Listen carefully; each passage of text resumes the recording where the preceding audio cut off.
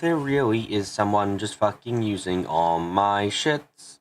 Someone's just doing my pain. Someone's just taking my shit. Look, I'm only losing 2.3% of frames today. If I ever needed bigger proof, if I ever needed bigger proof that someone was taking all my frames, there you go. Someone's stealing my frames, fucking going in and taking them up. That's what they're doing. Annoying. Anyway. Hello, everyone. It's time for board work.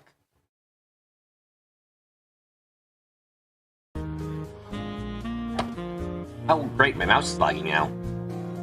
What the fuck?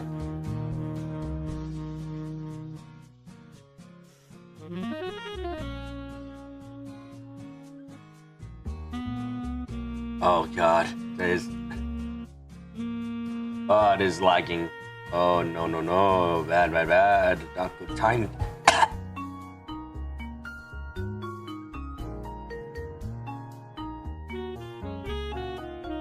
Great, so I'm not dropping frames, but I am dropping frames.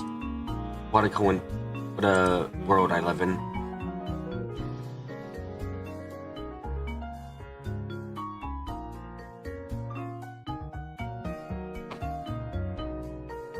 Hi, Ark. Welcome. Oh my god, what the fuck? Why is my mouse lagging now? What happened?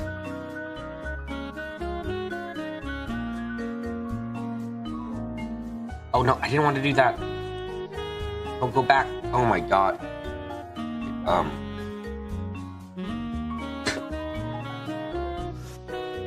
Like, I can feel the lag on the mouse movement now. It's like, this wasn't happening before I started the stream, I swear, so now I'm just very, very confused.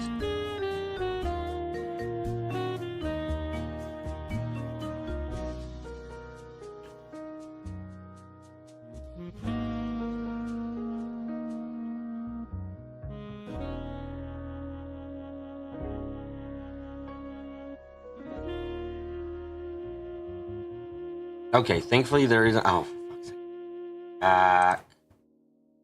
Thankfully there isn't much to add, so we just gotta do that quickly. Then I can get to do Mineko board. And then hopefully board work will go well and great, and I'll be the best in the universe. As should be acknowledged by everyone, I am the best ever will be. Yep.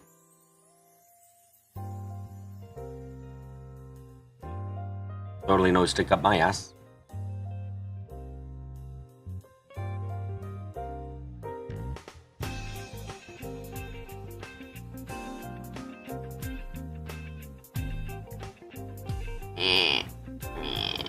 Nope. Okay.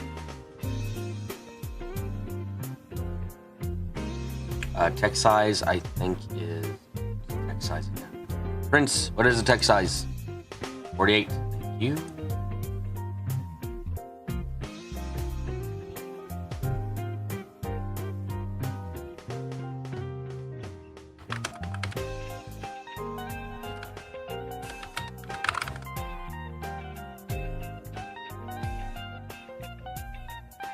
Well, let me just...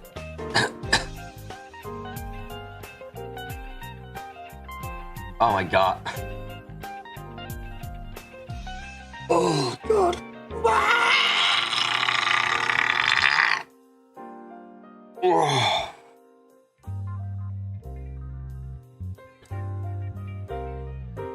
Oh, sleep Rocky so Sierra.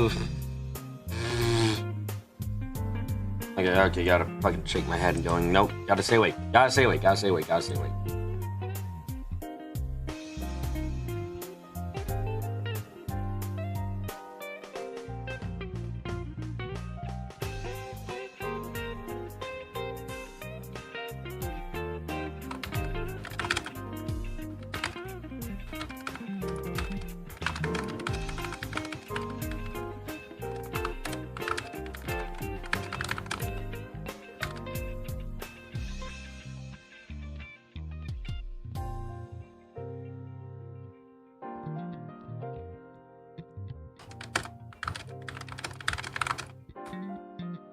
So to the goddess. Skills. Am I good? Yeah, no, I always I'm usually a very tired person, sadly. That's just how it is for me.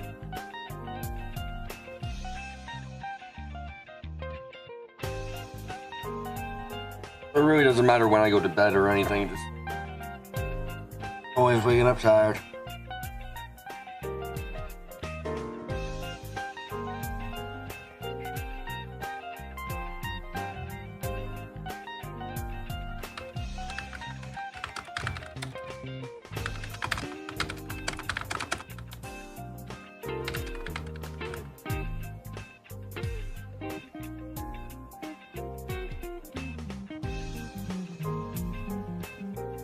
Group that up. There we go. Okay, now time to see if I can add any notes for anyone. Characters we see over here. Oh shoot, I didn't realize that was there. Okay.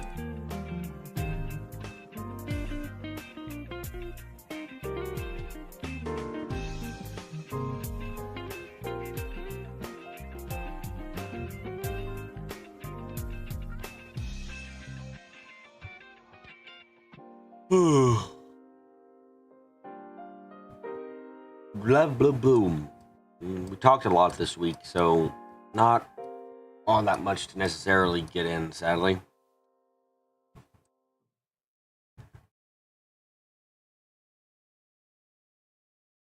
Let's see. Ah, yep, that's right.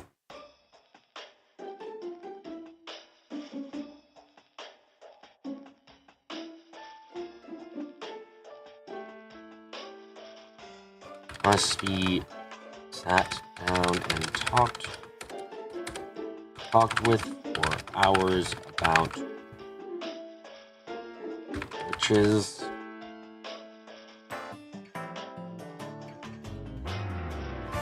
Sadly, must be sat down and talked with about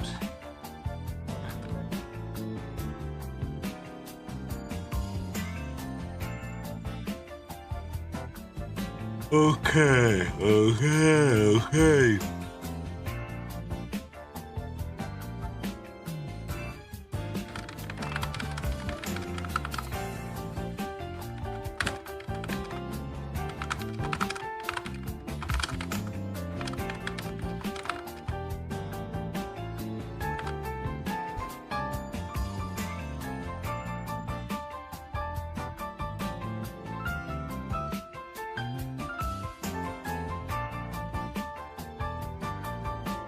Oh my goodness.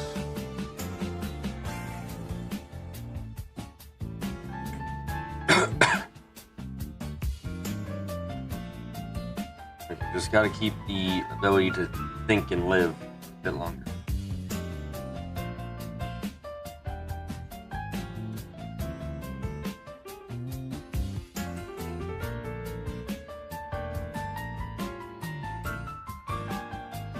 Oh right, we got some stupid miscellaneous stuff now.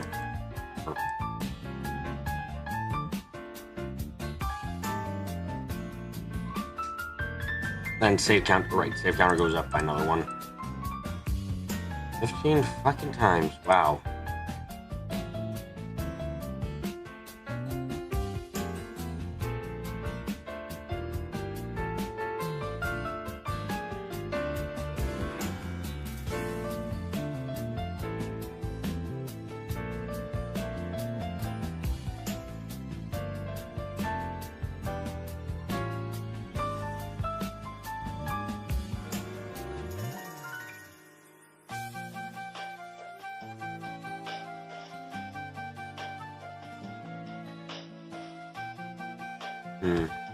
Right. Now this one is gonna belong to Kurt more so.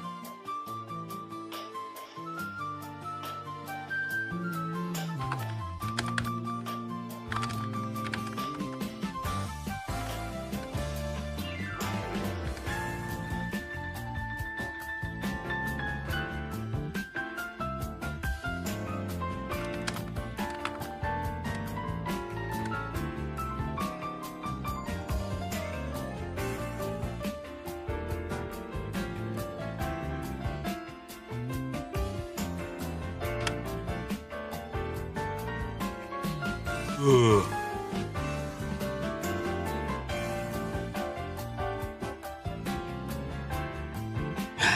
any theories on the corrupting nature of the Dark Dragon? A couple, but I want to write out a couple other parts first.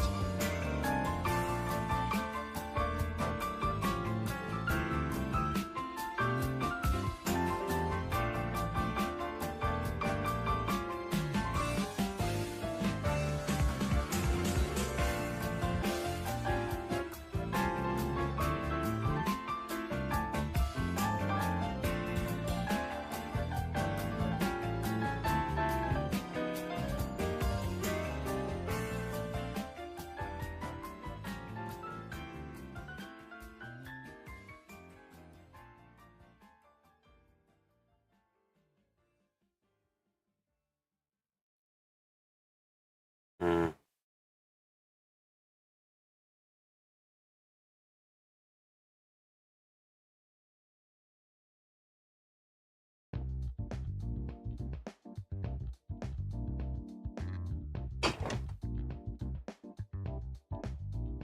Okay.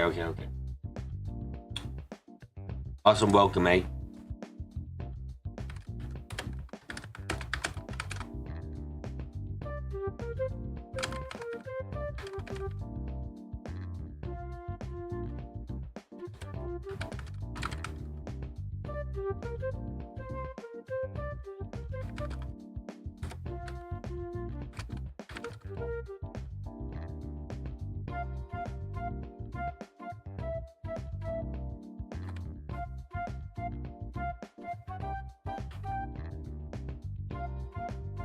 Oh, don't make an arrow. God damn it.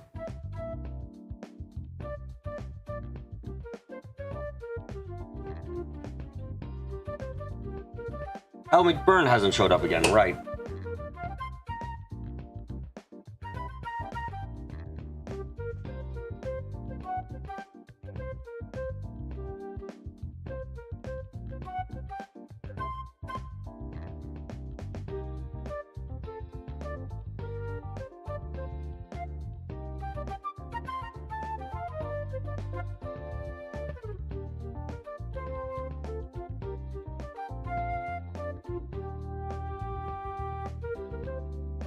Also, small reminder, Airborne Zone.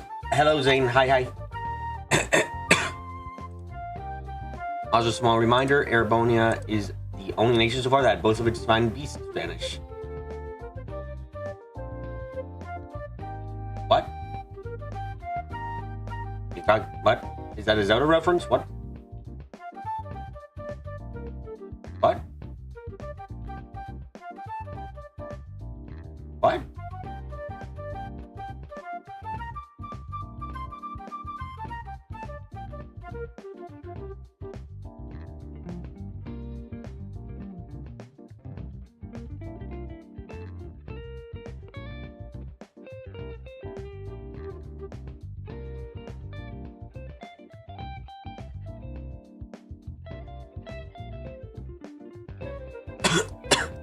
My throat is killing me for some reason.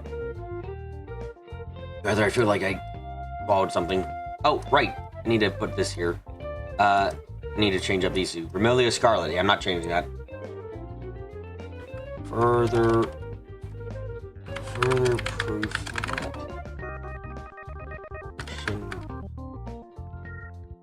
that John does not exist.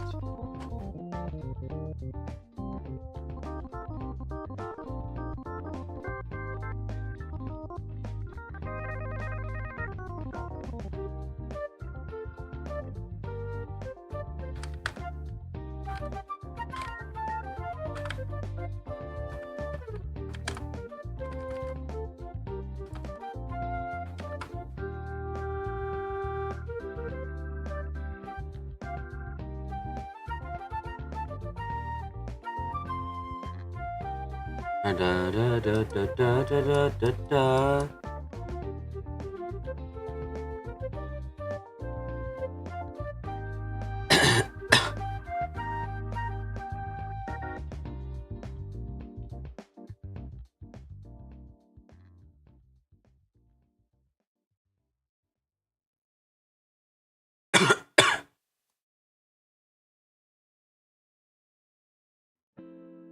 By the way, Daybreak has a huge NPC chat quality of life improvement as the color of the dot on the menu because NPC has nothing new to say. I saw that in Discord. That's really nice.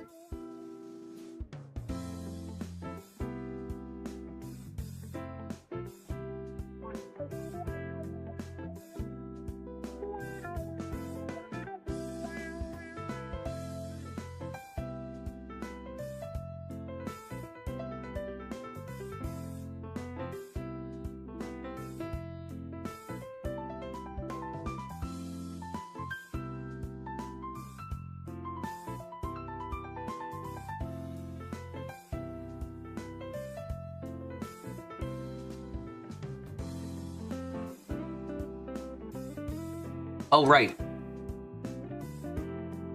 NBC chat is clearly Kondo approved. Apparently, he's been watching the streams and he understands the pain. Alright, I need to add this to this man. Does not understand even slightly how politics work. Another 7-hour blackout. Also, hi, BB. Hi, fan. Blackouts is that the experience I sometimes have when I'm really tired? Sounds like it.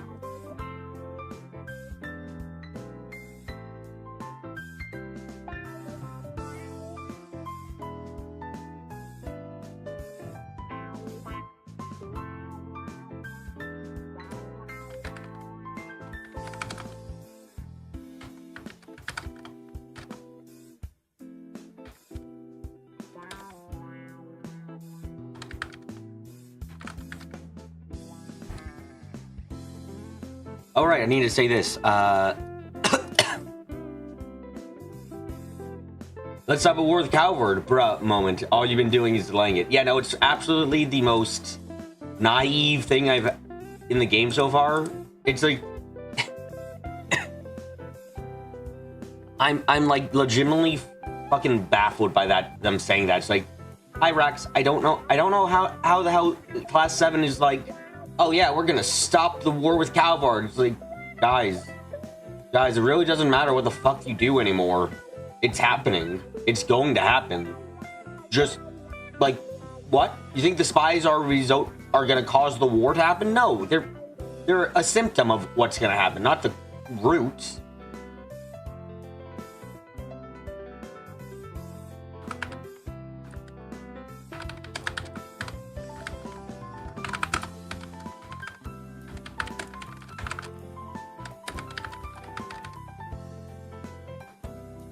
They're relentlessly optimistic. Yeah, in a way that gets a bit... that gets baffling. Like, I seriously do not understand how in the world they think, oh yeah, that'll work out. It's like, what? Guys, have you been paying any fucking attention to the political alignment? Anything at all? Like, come on, guys. What the fuck? Like, it actually was bad. When they said that during that scene, I was completely flabbergasted because it seemed so fucking... obvious that, like, no, you idiots, it's not gonna work. What?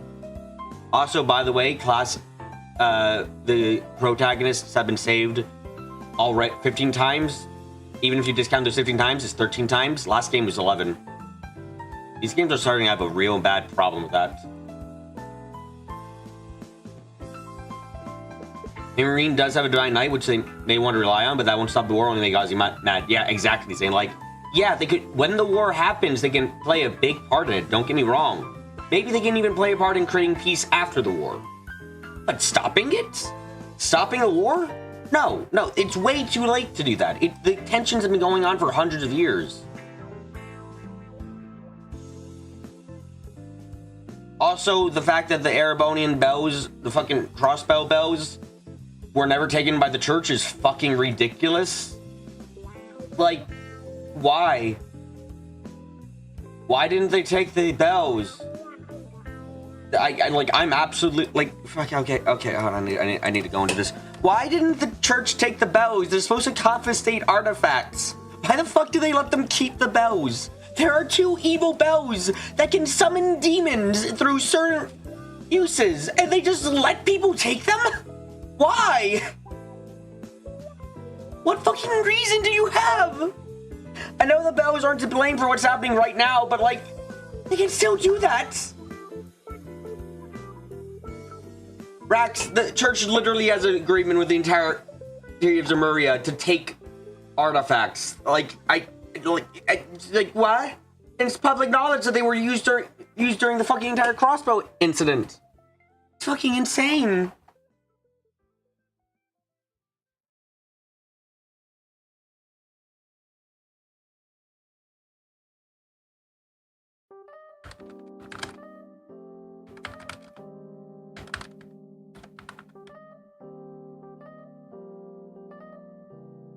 Oliver does have an artifact though, and it's talked about how he has to like fucking. It was hard to let the church have him have it.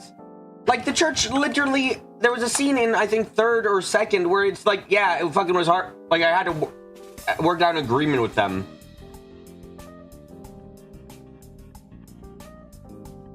It's not an artifact, but it's worse than any normal artifact. Not wrong there, eh? Not wrong.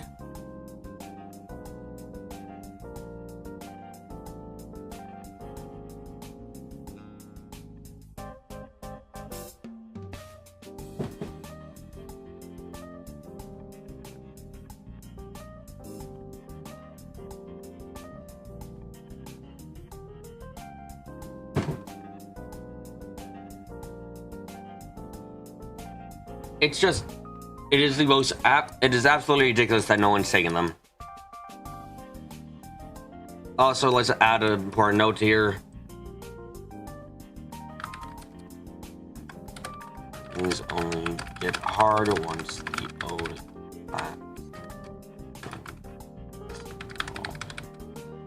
They said it would definitely fall under the grocery mandate to maintain. Do you think issues artifacts are from pre-Great Collapse, while the bows are made post-Great Collapse? That said, it definitely would fall under the Gross Ridder's mandate of maintaining the peace of the three realms. Yes, definitely. They summon literal demons. It's fucking insane.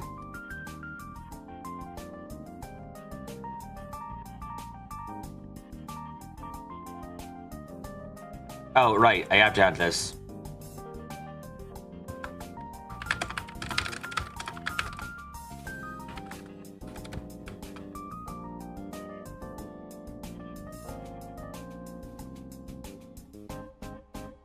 I hate this. I hate this.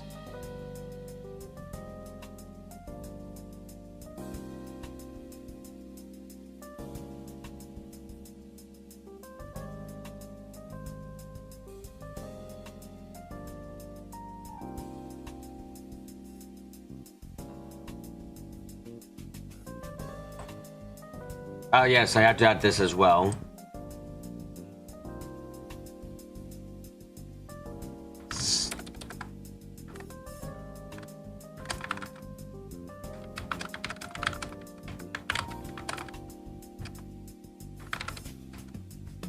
I also need to make Rose, Cillian, and guys talk.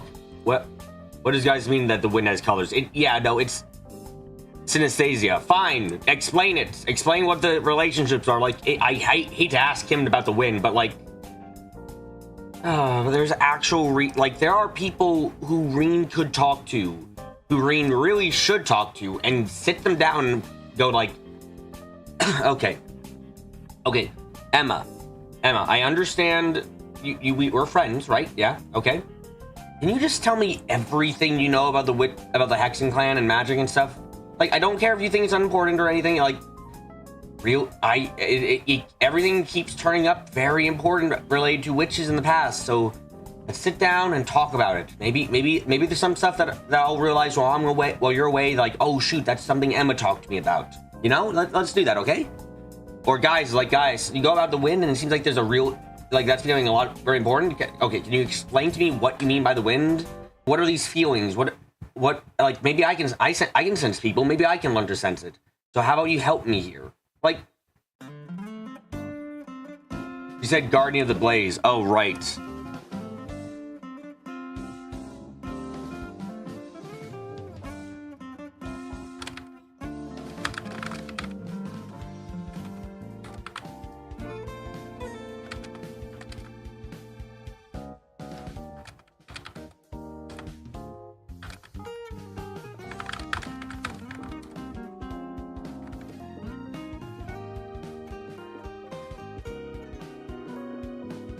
Yeah, no, like, if that's actually related to the fucking if that is in any way related to Phantasmal Blaze Plan, I will despise everything.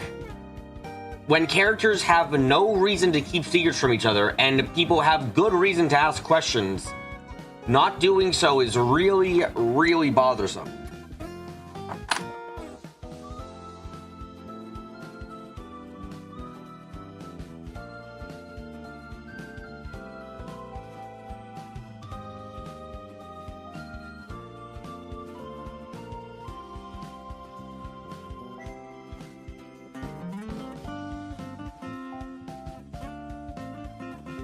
Like, at least Valimar has an excuse of memory loss. Yeah, that's a very good excuse.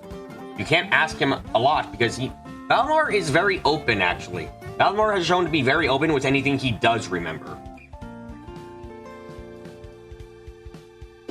The story does start ramping up now, and you get some answers to more questions. I understand for myself, Brax, but in universe, is there any reason that fucking Rean would not have been like, hey, Emma, can we really have a sit down and talk about this? Like, it turned out to be really important last time, and I trust you. I really do trust you, Emma, but, like, you're not always gonna be around me, and I might encounter stuff that I just, like, you'll understand, but I wouldn't, so how about you just talk to me about it? Like, come on. Come on. Emma can do that. It's fine. Like, why not? Don't feel like she'd have any reason to disagree either.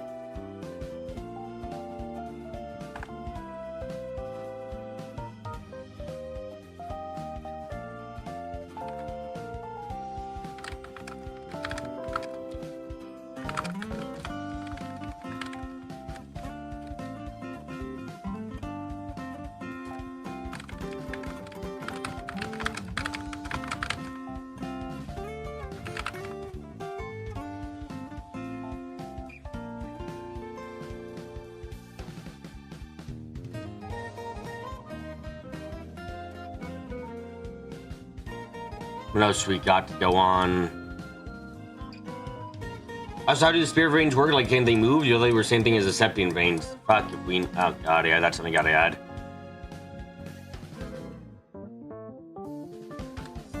Spirit path travel lets you go for now. What? Huh?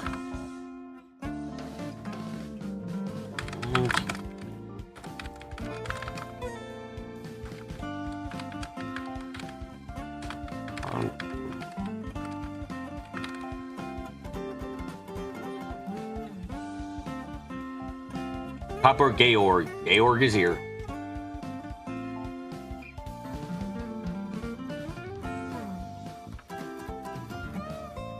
Septium veins, also known as earth veins, is spirit veins among the Hexen clan Erebonian, that is dragon veins.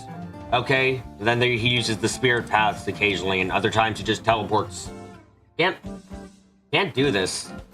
Especially because it contradicts some of his other teleportation uses, where it's just like, wait, hold on, he is not located at a spirit path place. Are you fucking with me?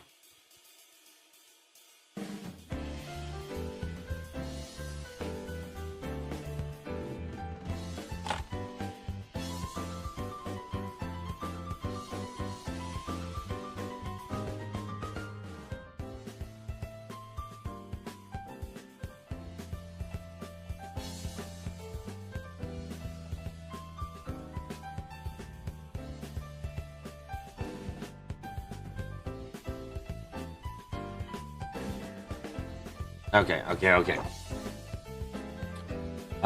Where do I put this?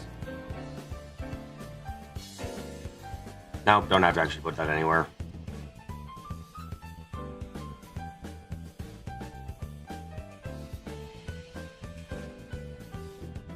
There is a map of them and they go everywhere. Yeah, why the explanation makes me very confused indeed.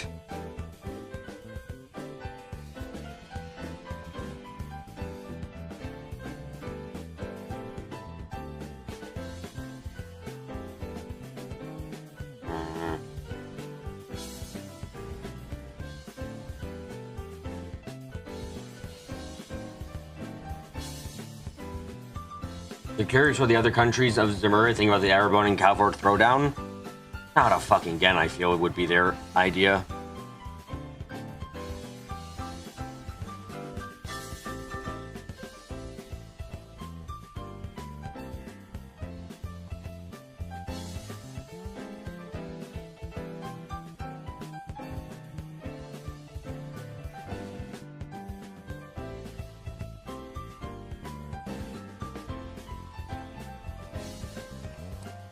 There we go.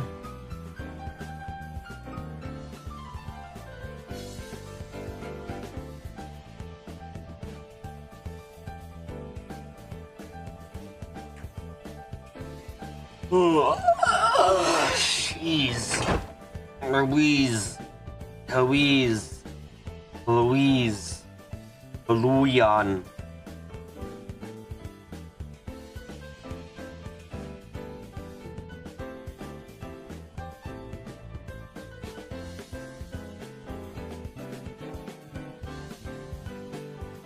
That was a non-aggression pact. I mean, they had a non-aggression pact. I'm quite sure there's been quite a bit of fucking aggression, though.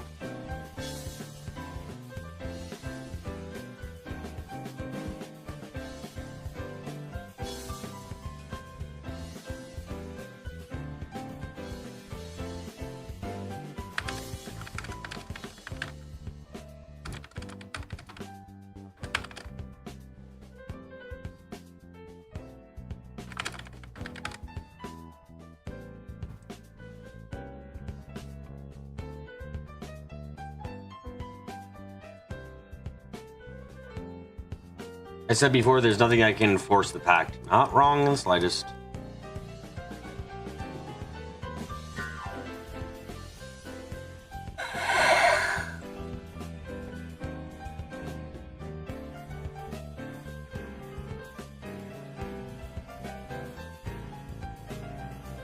Okay.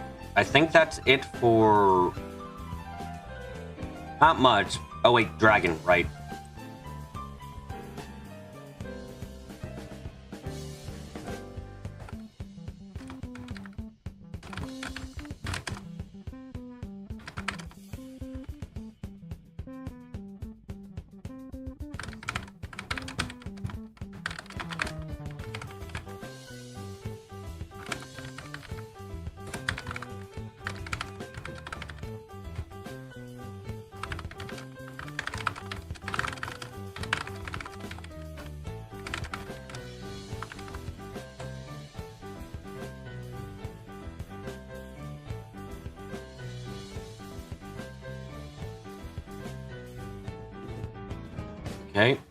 Okay, there we go. Good.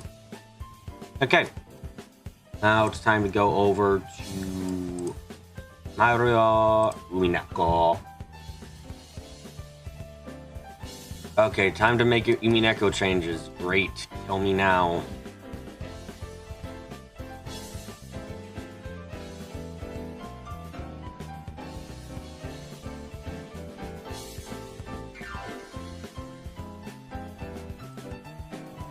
Umineko no stuff is perhaps longer and more complex than anything else.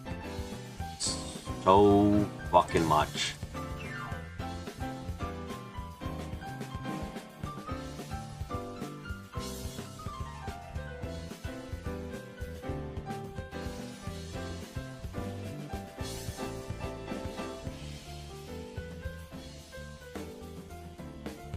Okay, change all these to the color of this.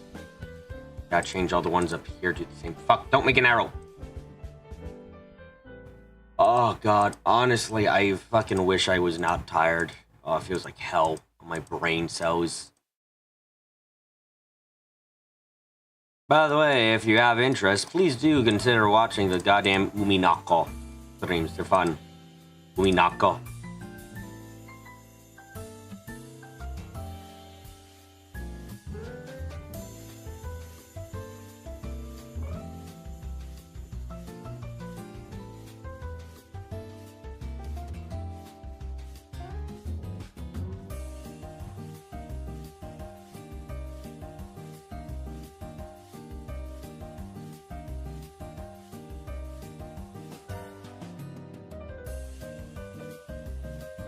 How do you guys get a good night's sleep? How do you guys do it? Cause I keep ending up being really goddamn tired every time I wake up. Like, without fail, I end up being extremely fucking tired. It's never a good time, always sucks.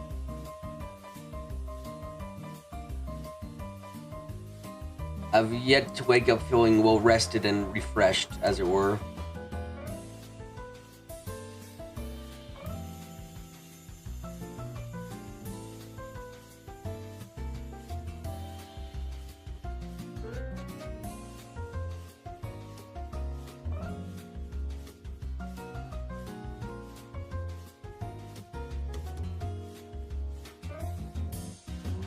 Oh, I'm just sinking now. Fuck. Help! Help! I can't stop sinking down into the world below.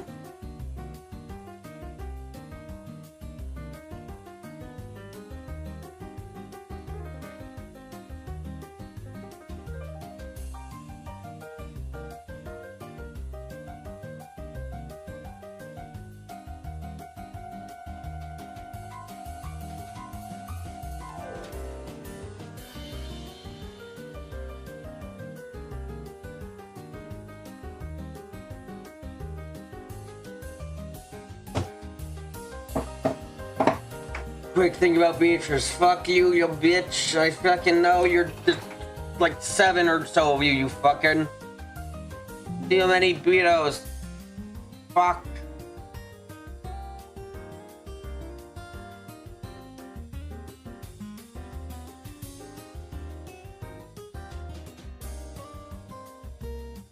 Smug fucking pricks are here too.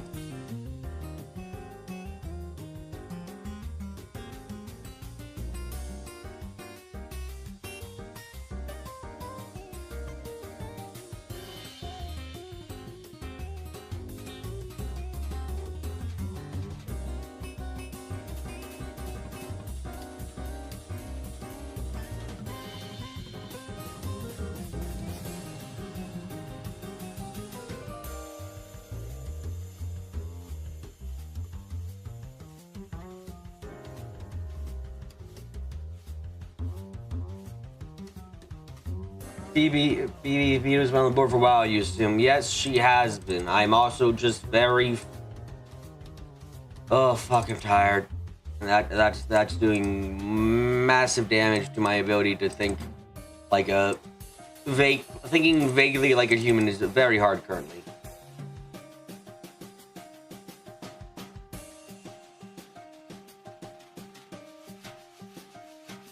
These images are too big.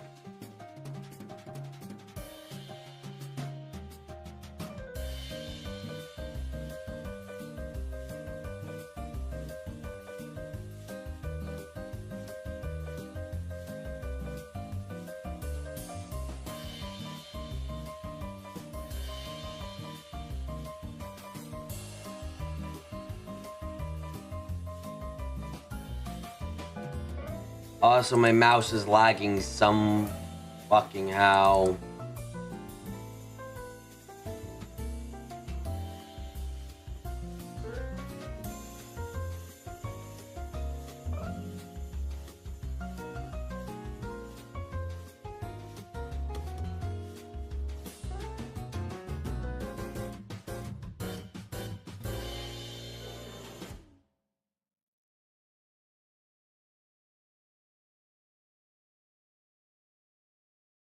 There's so many bitches and bastards. Fuck you, Umi Nickel. Why do you add so much? Have fewer characters. Stop trying to be trails.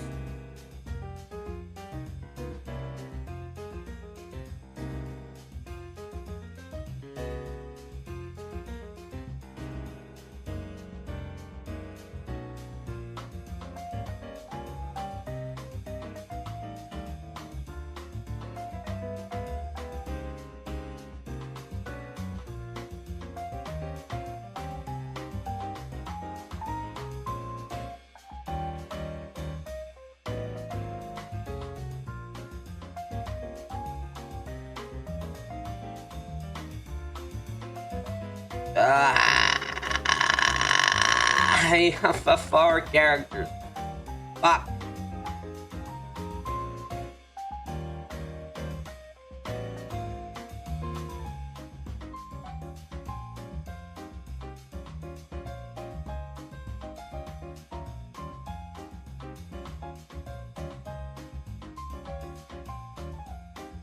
Oh, not that many people are interested in this, huh? Fuck you too.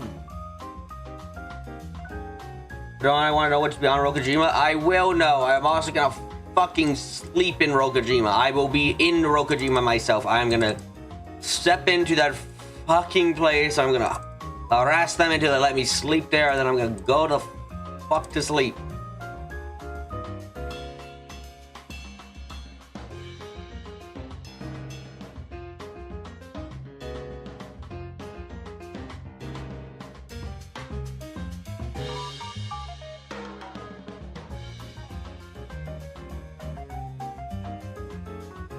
Four new characters for this goddamn game.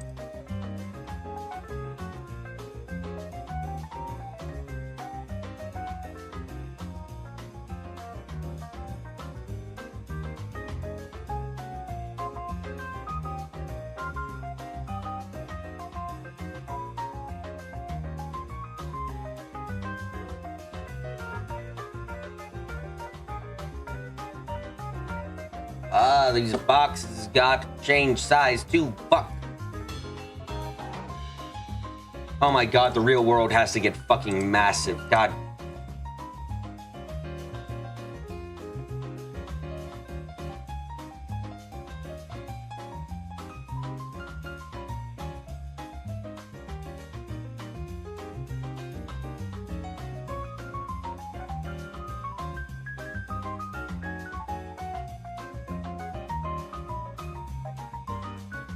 Moving everything the fuck around. The real world demands its attention, I suppose.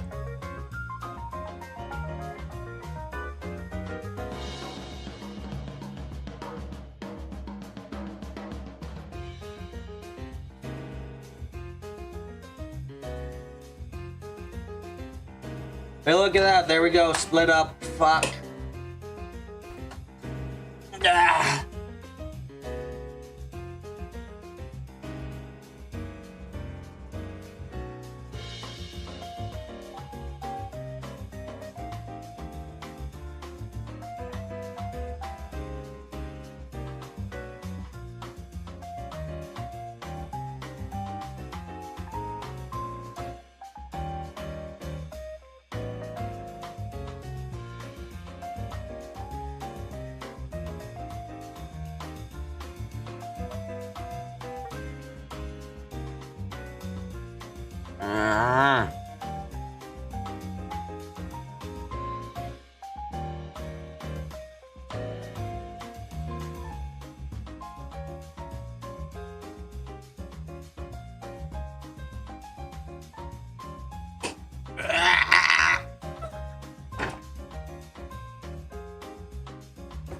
Okay, let's fucking shit and got more to do.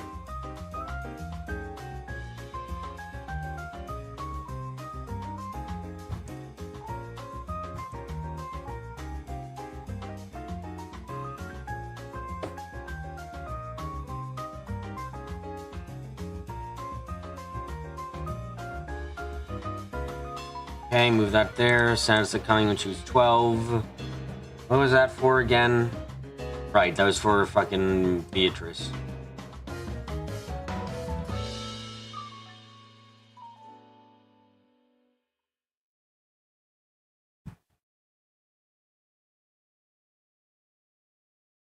Oh god, don't fuck let me move things normally. Ever saw Saku Taro? Even have a portrait? I don't think he had a portrait in the fucking sprites part, so I can't exactly add Sakutaro when it doesn't have a... Oh, damn it.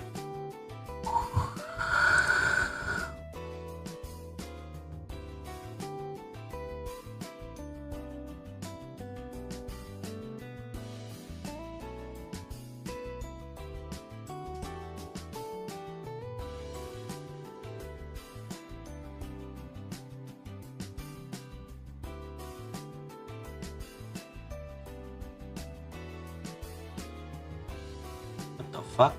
What?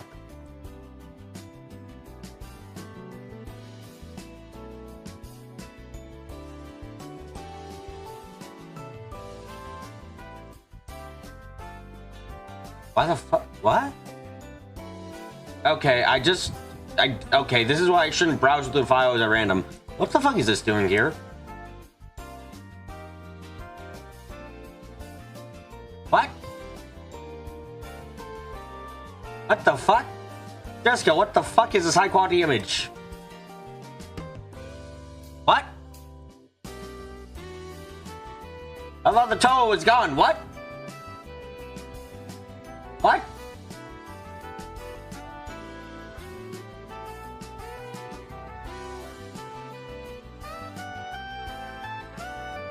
Yeah, I understand that in the original game arc. I'm confused why the fuck it's here in this game. It's a high quality image, like redrawn and shit. What the fuck? The fuck? What? Why? What? My confusion grows immensely. What are you?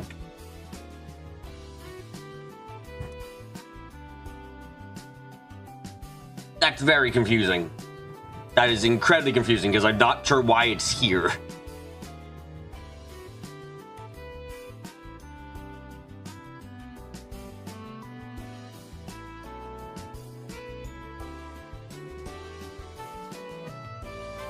They kick the copyright symbol on the game home screen and locks Omakes. This is an episode 2. Wait, what?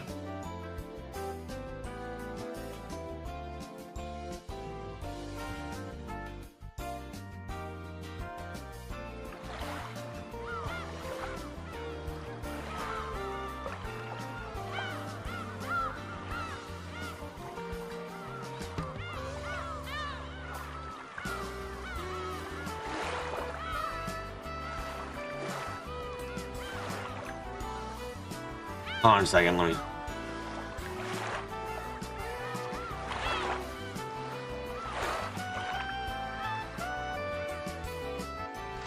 Guess I have to try that later tonight. Holy shit. Jessica from Mirror World, who knew that being in Gensokyo is better than being British. Fine enough.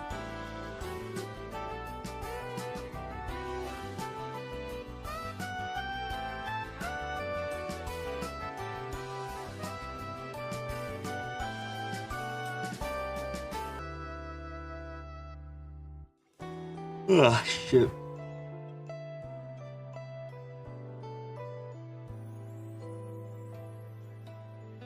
Oh, by the way, Clips, look, this is 100% zoom. You like it? You like it? You like it? This is 100% zoom, Clips. What do you think? Huh? How you doing?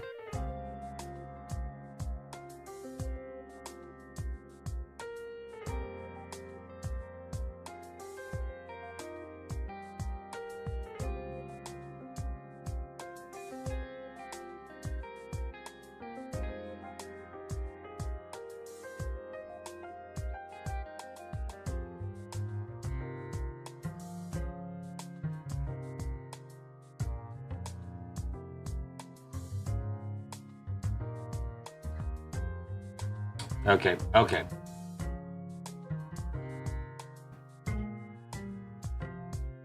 You can actually see more than one portrait in this one. Yeah, fuck you. Yeah.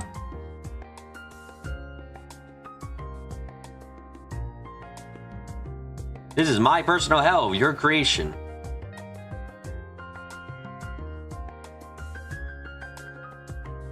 Just found out with the Omakes this week. Awesome. I'll actually check that out later tonight.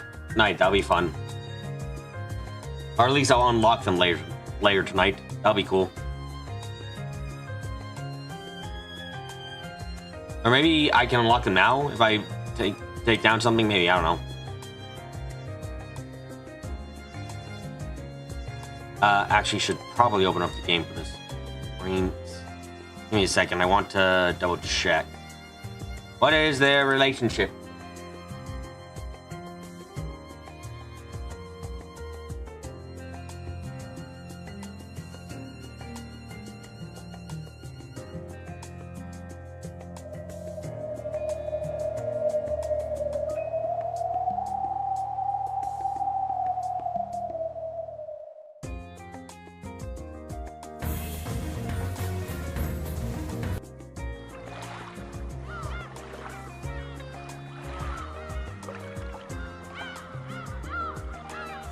For some reason, my mouse is not appearing on here. I have no idea why.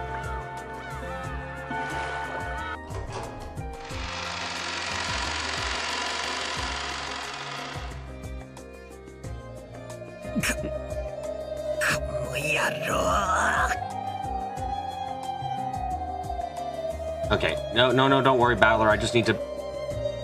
Seriously, where the fuck is my mouse gone?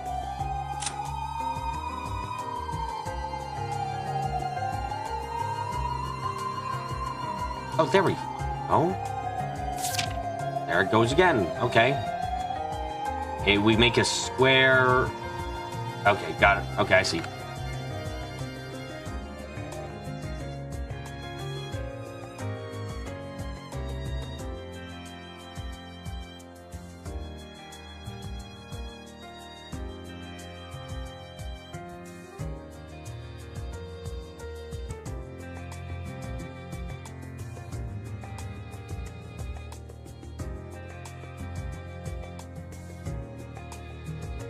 Okay, then we get our lines together. Type, more solid, color. Wow, that gray cannot be fucking viewed in the slightest on this background. Holy shit.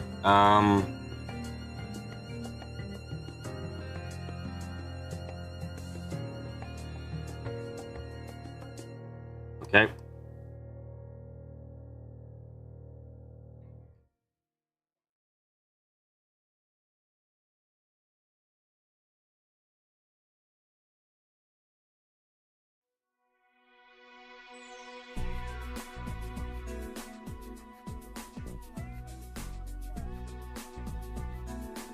Hey.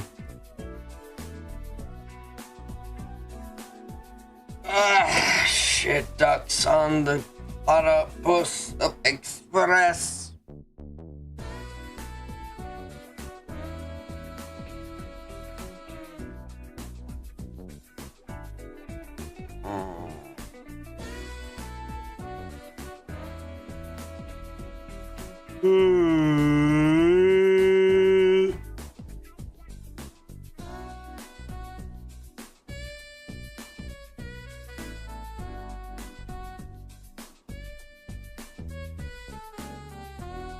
Okay. God damn, why is it so... why is it so big?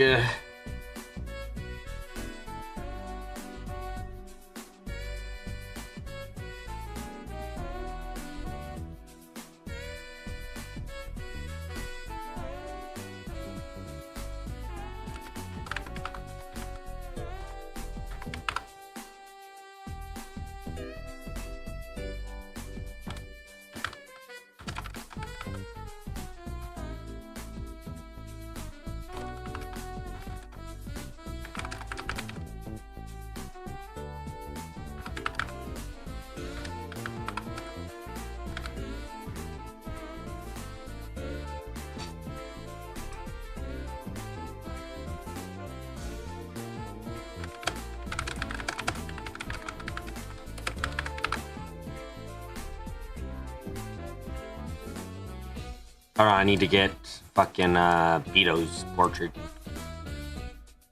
8. It's smaller too.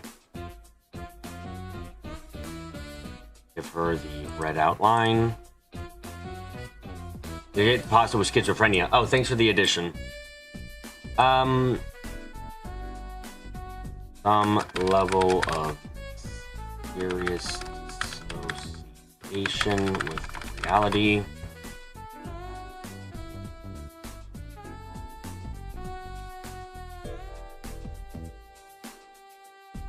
Survived.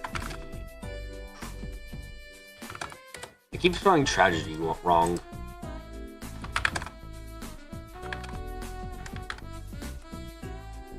Info Kinzo.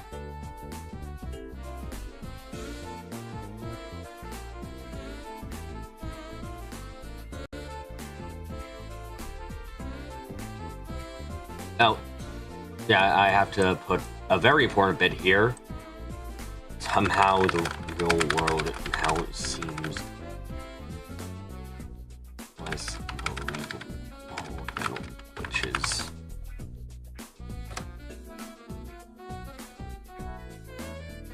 real life is just a Yakuza game.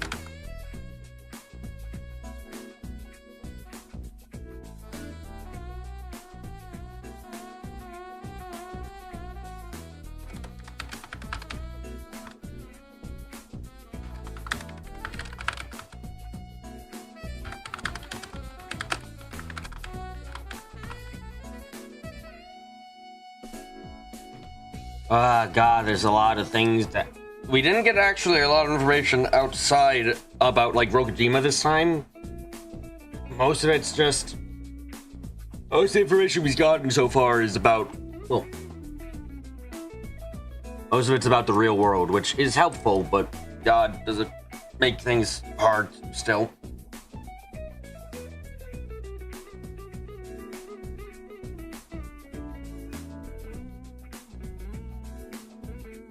I can feel my heart beating fast. God, the yawns do quite the work on me.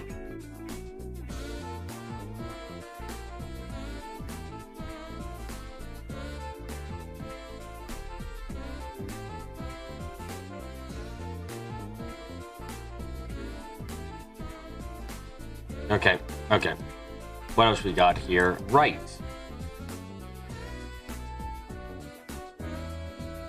Too badass to be real. No.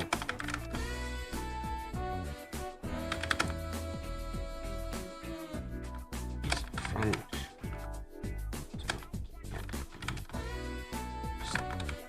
Also, sorry, let me correct that. He's been French. As we all know, to be in the French, to go to France, you must become French for a bit. Therefore, he is French, at least once in his life.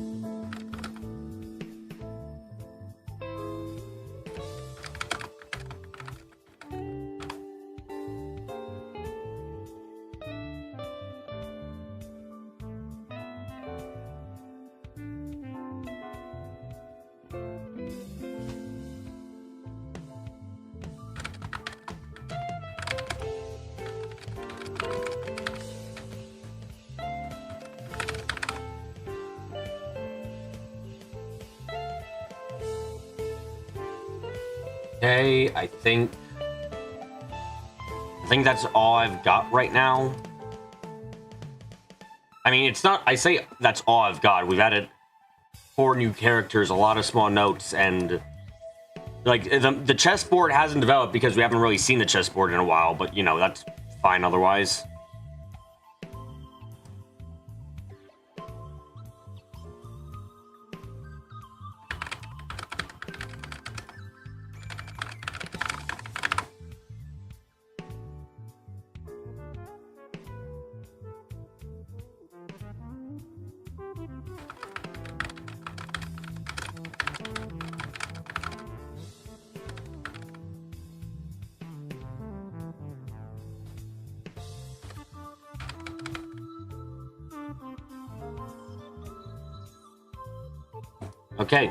Okay, there we go with that. Cool. So now.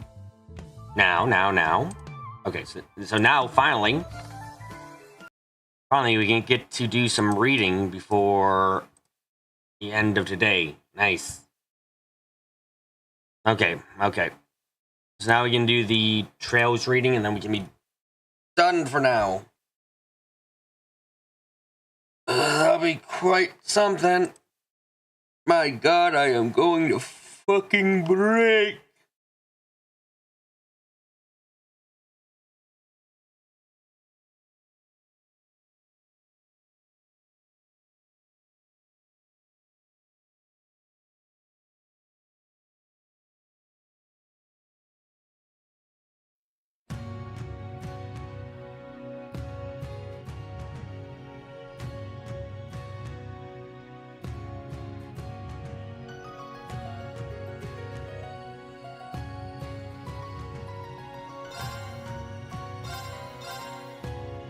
Anyway, let's read about Tomotomanio and the fucking other people. Sorry, I like smashing people in the face.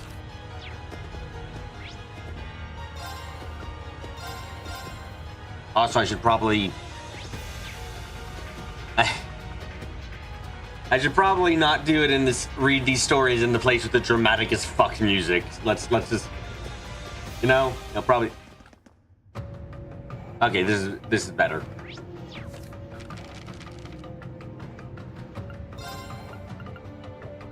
A fitting end. Tomotomanio. Tomotonio. There's a skinny crow from before who was always mean to Tomotonio. What's Mr. Goody Two-Shoes doing in a place like this? The crow snarked. He's gotten awfully ugly since the last time I saw ya. But Tomotonio faced the crow, his face still filled with determination. Go ahead and laugh, I still haven't given up on my dream, he said defiantly. The crow smiled devilishly. I knew you'd say that. You just don't know when to give up, do ya? Suddenly, the crow seized the vine on top of Tomotonio's head and flew high in the sky, soaring across the orange sky to a destination unknown. The other crows and forest members gazed in awe at the flying crow. Why aren't you eating that tomato? They would ask, and the crow had a response for each one of them. Instead of fancy gourmet man like myself, I know the perfect person for an ugly tomato like this. Tomotonio worried about where he was being taken, nevertheless thanked the crow for rescuing him from the forest. The crow only scoffed coldly in response and continued flying. After some time, Tomotonio finally succumbed to his exhaustion and fell asleep, entrusting the crow with his life. The crow spent the entire night flying, and soon Tomotonio woke to the morning fog. They arrived at a restaurant owned by a legendary chef. The crow deposited Tomotonio on the restaurant's kitchen counter and perched on the windowsill. This lady's perfect for an extraordinary tomato like you, the crow said. Then he scoffed again. Ha, must be an idiot. Can't believe I actually respect your determination. Suddenly, the crow fell off the windowsill. A soft thud was heard shortly after. There's a crow, Tomotonio cried out. The crow had stopped sailing from the field since being Tomotonio, though his new lifestyle left him physically weak.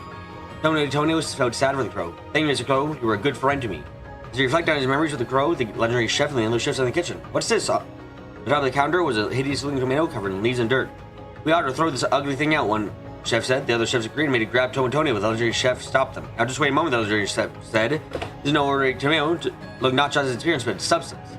The legendary chef scooped up Tomotonio gently and washed him carefully. It may not look like a good tomato, but I'm certain this has been an extraordinary and delicious tomato. I made a great dish out of this. The other chefs murmured at these words, and the legendary chef immediately started prepping a meal with a determined tomato. He finally had his dream realized. And thus, Tomotonio was reborn to a great dish. The children despised tomatoes would grow to love tomatoes after eating this great dish. They would feel with happiness and would never forget how delicious tomato tasted for the rest of their lives. Wow, what a long and winded way to kill yourself.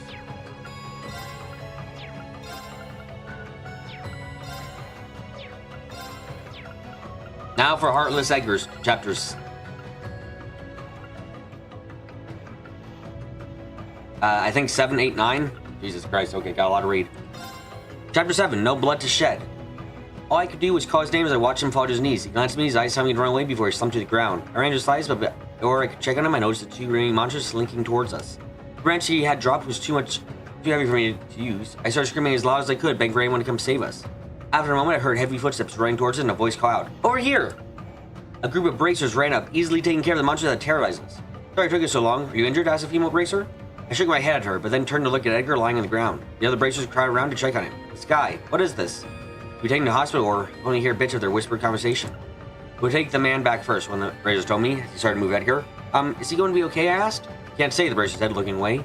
He carried Edgar away before I could even get a glimpse of him. The rest of the bracers stayed behind to escort me out of the canyon. I'm sorry to go through that. We'll get those ornament lights fixed up as soon as possible, the female bracer said. She told me her name was Bella. When we finally got back to the restaurant, Bella looked at me with a solemn expression on her face. I'd like to apologize for not getting there sooner, she lowered her gaze. But that young man protected you, didn't he? Edgar's a strong person, I said, forcing a sad smile. After what felt like a long silence, when the other bracer spoke up. His name was Edgar? He said. I thought he looked familiar. He was a guy with a bag full of mushrooms. The bracer introduced himself as Boris. He was trying to bring a ton of mushrooms back with him, but he picked them from restricted areas, so we had to confiscate them. Yeah, Bella said. He was really reluctant to give out that firefly fungus. He said someone important to him wanted it. That reminds me, said Boris. I first saw him when we broke up the fight here at this restaurant, huh? Noticed he was trying to protect someone. I wonder if he was talking about the same person, Bella mused. She turned to look at me. Huh? Are you okay? Tears streaming down my face. Oh, she said, realizing what was going on. She hugged me. We'll do whatever we can to make sure he recovers. Even so, I couldn't stop my tears from flowing. The next morning, I took the days off and headed over to the hospital. I gave them Edgar's name at the front desk and asked for his room number. To my surprise, they told me they couldn't find him. Asked them to check in, they eventually found a nurse who was there the day before. She told me Edgar was brought in, but he was moved to another location. So I headed there straight away. In no time, was standing before the Epstein Foundation's Intellectual Development Research center. This didn't seem like the kind of place anyone would take an injured person to be treated, so why was Edgar brought here? I assumed my courage and walked into the building. Inside were numerous people wearing white lab coats and exchanging information on clipboards.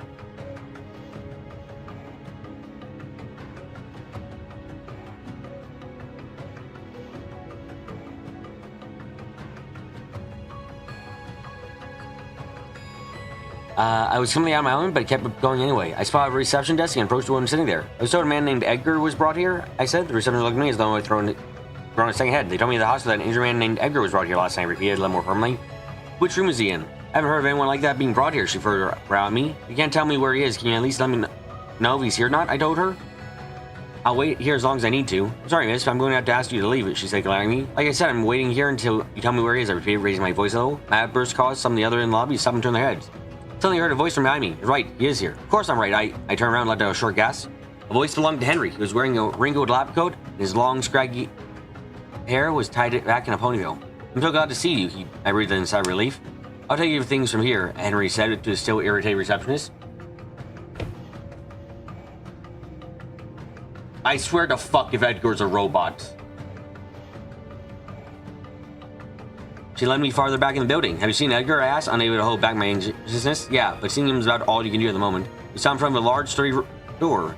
Henry swiped a keycard and a reader, and a door slowly opened. Inside was a long, dark hallway. At the end of the hallway was a small room surrounded by thick glass walls. As I approached, I saw him lying on a white slab inside the glass room. Edgar, I called out. Two mechanical arms to the ceiling circled his body, shooting out small bursts of sparks here and there. What's going on, Henry? I asked as I watched in horror. You're fixing, he responded. Yeah, as though that was the most natural thing in the world. His brain was incredibly damaged. So you replace his body with machinery? I asked, struggling to understand the situation. Henry to respond, stood there and calmly watched the arm circle around Edgar. There's too much. All these machines, I put my hands on the glass between Edgar and me. He got hurt protecting me. So if you could use my body to help him, Tom, or to know what I could do, just please, I said.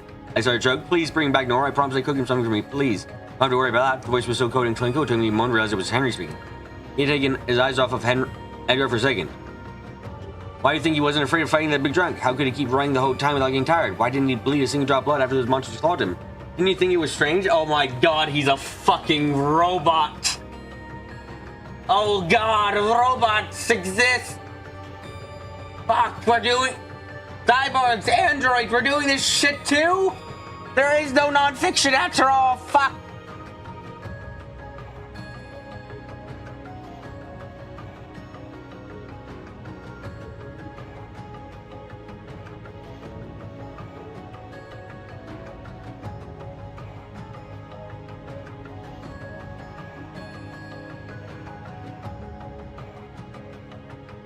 I looked at Edgar as he lay on the slab. He drank quick sections of the sterile light shining down from below. We didn't replace his body with a string, Henry said quietly. He was like this from the start. He shed no tears, no blood runs through his body, no heart beats in his chest. But he's not a normal machine. He's an artificial intelligence wearing human skin. Great! Great! Great! Why? Why can't we have a normal world? I don't understand, I stammered out. What are you talking about? My head spun as I struggled to comprehend the reality of the situation. Henry turned to look at me and began explaining. Artificial intelligence is a machine that works like a human brain. He's far more advanced than a simple automated contraption. He's a fucking... I stood there silently in daze. The Epstein Foundation has already made a lot of advances in this area recently. Right now, we're focused on the situation assessment and language skills. I couldn't find any words to respond to him. The body has a device that functions like a stomach, so he can eat too. He didn't get any nourishment from it exactly, Henry said, shrugging. But it was important for him to at least act like a human. You're wrong, I squeezed the words out of my throat. Huh? He's not a machine, I said. His expression didn't change. How could someone so kind be a machine? Okay. I understand you have not met fucking Padamata, but like, it's possible.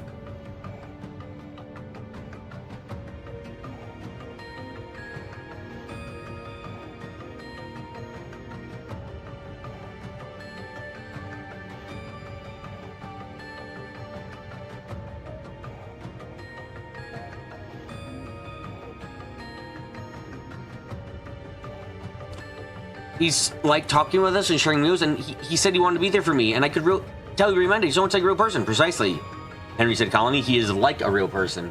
What? No, that's not what I mean, I protested. Whenever it goes, and owning him was to create a machine that would be as close to him as possible. Henry explained. The experiment was to discover whether or not an artificial intelligence can experience emotions.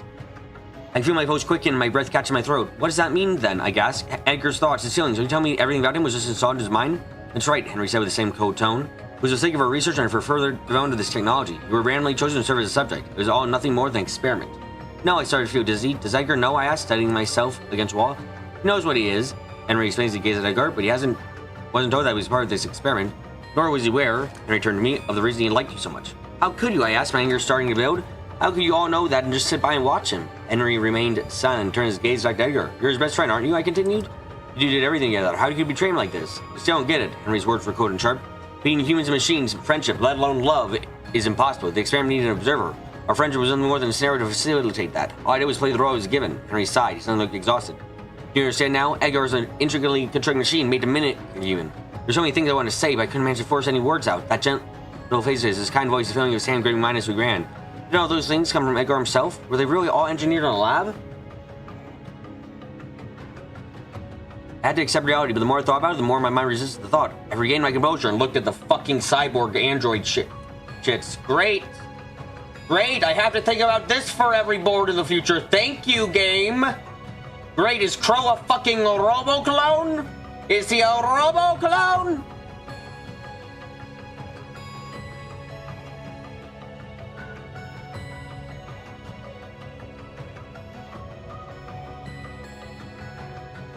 I accept, I regained my composure to face Henry. He looked at me with cold eyes. Behind that clinical, icy stare, I felt like I could sense something else. Sadness, maybe. Are you really okay with that? I finally spoke. Can you pretend all the days you spent with Edgar never really happened? None of them were real to begin with, he replied. You forget everything he said to you, I asked? That look in his face as you two talked with each other? Every meal you share with him?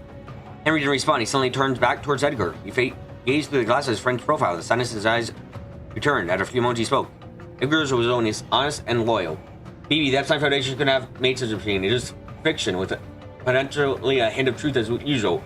A potential hint of truth? Red Moon Rose is a fucking autobiography, not a goddamn what? No, this is real. Maybe it wasn't the Epstein Foundation that did it, but it's fucking real. Edgar and Henry exists.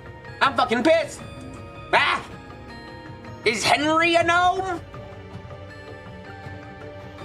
Finally, he cared about us, and he brought people together. Once I realized that, there was no doubt in my mind they'd become human. Henry slowly closed his eyes and gently touched his fingertips against the clove glass. There was one thing we didn't expect to happen. On the other side of the glass, when the mechanical arm stopped moving. It was for his personality developed to such a degree. At some point, he began to feel like a human himself. The mechanical arm stopped, and the room fell silent.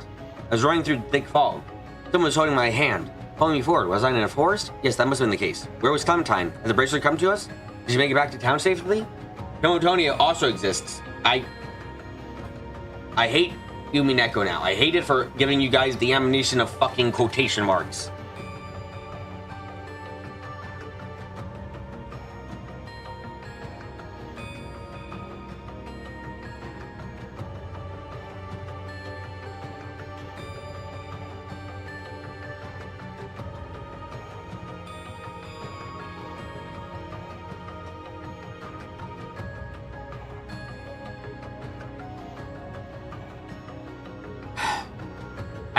I had to hurry. No, not that way. Wait, who are you? Where are you going? What are you going to do with me? Then I woke up. Chapter 9, A Sleepless Dream. I awoke to find myself laying on a workbench. Hey, you're finally awake. Oh, god damn it, it's fucking Skyrim.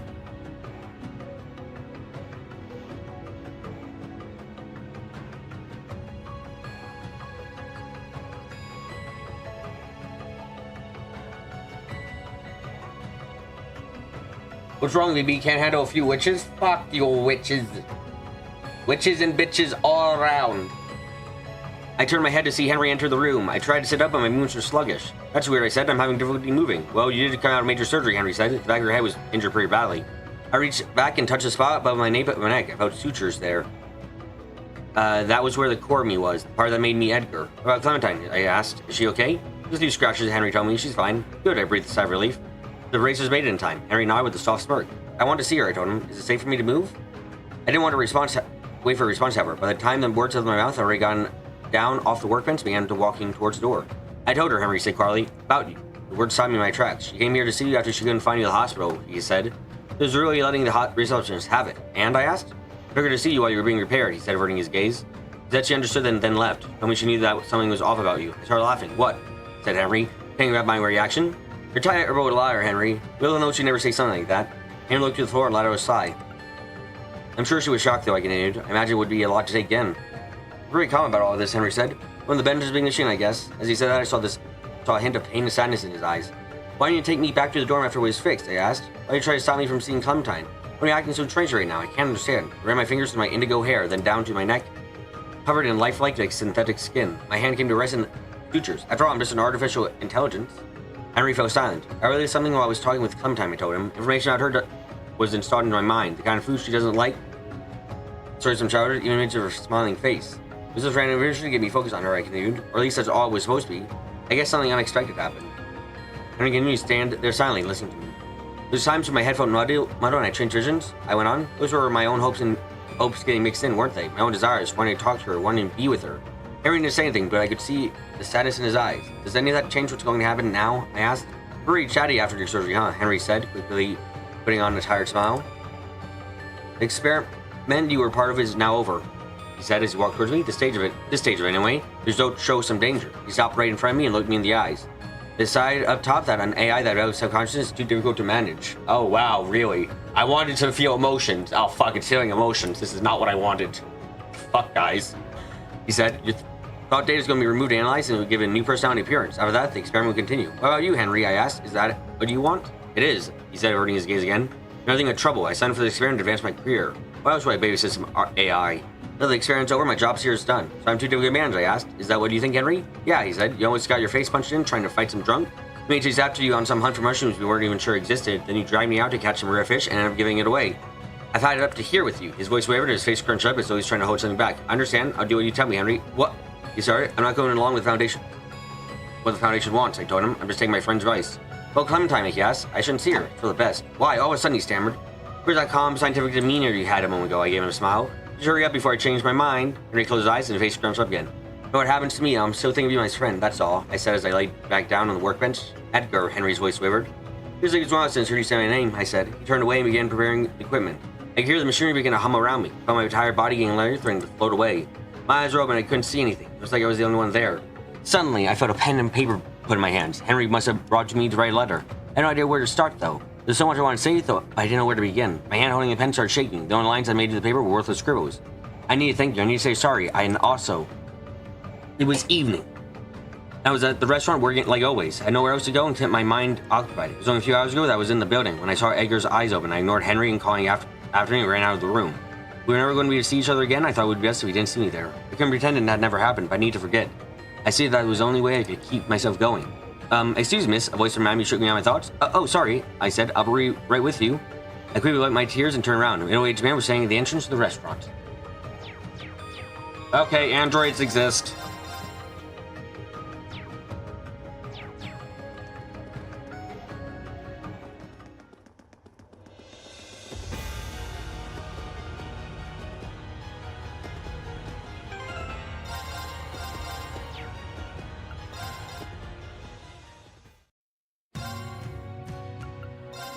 Okay. Well, guys, thank you for coming to today's stream. I'm gonna go insane now as I rest because holy oh, for fuck's sake, Android. Android, cyborg, fuck. Subscribe and cry with me. See you tonight for Yumi Neko. I'm gonna get close. I'm gonna cry quietly and I'm gonna say goodbye.